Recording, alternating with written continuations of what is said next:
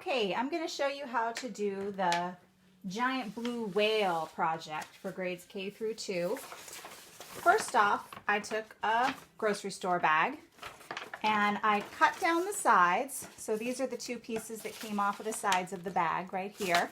And then the other one was right here. And I opened it up and then I glued these two tabs down so they wouldn't move around on me. And next I'm just going to look right at my lesson plan on our website, the art class website, and I'm going to do steps 1 through 4 for you. First, I just want to point out that there are natural folds in most grocery store bags that are in the perfect spots for this project. So one is right here, and then there's another one right here, and then there's another one right here. So that gives you 4 sections, 1, 2, 3, 4 on the bag, which is exactly what we need. If yours don't have the lines exactly where you need them, you can kind of just eyeball it, and you know that this would be about the middle of the bag, right? So you could kind of sketch a line here, and then you could split this section in half, and then this section in half, and then you'd have your 4 sections. So I'm going to start by drawing the water line up at the top. And I'm using pencil to start with, and then I'll outline everything with Sharpie marker. So there's my water line. And now and I did that about halfway in the middle of the first section of my brown paper bag. Next, I'm going to go right underneath the water line, and I'm going to draw a huge, long rectangle. Easy peasy, and it's going to take up most of the bag. I'm going to go all the way down to my 3rd section, and right there I'm going to taper in my triangle, and I'm going to match that line on the other side. I'm just going to taper it in a little bit there, and then in the bottom quarter of my bag, that's where I'm going to do my tail. So it's going to come in and then come out, and then back up like this.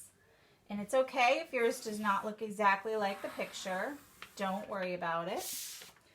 And that's roughly the shape I'm going to need for my whale. So now I'm moving on to step 3, box 3. This is where we round off the corners of our rectangle. So I'm just going to round it off here. And this is where our open mouth is going to be. So I'm going to round it off and come down in a triangle shape and then back up. And now I can go in and erase these corners. And you'll be able to see this better once I outline with my Sharpie. But what I've done is given my whale a mouth. And then also in step 3, you want to give your whale an eye, kind of right near where the corner of the mouth comes in. Just above it, do a circle for your whale's eye. And then you can do a fin here. Okay? Kind of like the petal of a flower. Think of that when you draw that shape. And that shape is really the same shape we want to do for our tail. 2 of those petal shapes, 1 on each side. Okay, we're on the home stretch. Next for step 4, all we have to add is the details. Now you can do whatever you want on the surface of your water. This artist has drawn a little sailboat just to show you some scale of how huge these giant blue whales are in comparison to other things. This sailboat is pretty small compared to the whale. And then we've got a sunshine up here. And you can do all kinds of little tiny fish swimming around the whale. And there's not a whole lot of room down here because your whale's going to take up so much of the paper. But just to fill it in with some other fun things that you can color in.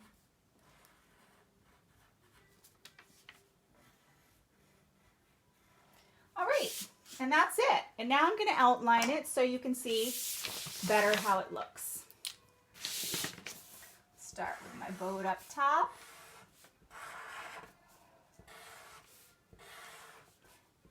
step-by-step for this project is also in a downloadable PDF on the art class website if you'd like to print step-by-step directions. They don't mention using the brown shopping bag. That was just kind of a common sense idea I had, since you probably have some of these around your house.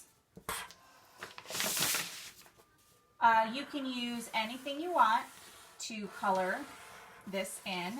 Since it is such a huge picture, I would suggest using paints if you have them, or chalk might be a good option if you have colored chalk, or crayons. I think that if you tried to use markers, you would get really tired of coloring with your markers and you'd probably use up all your markers. So markers would be the only thing that I wouldn't suggest.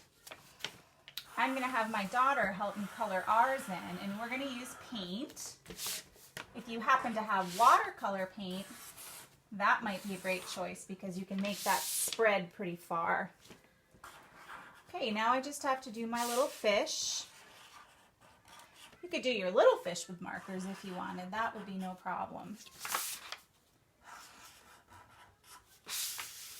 And my last little guy up here. And that is it.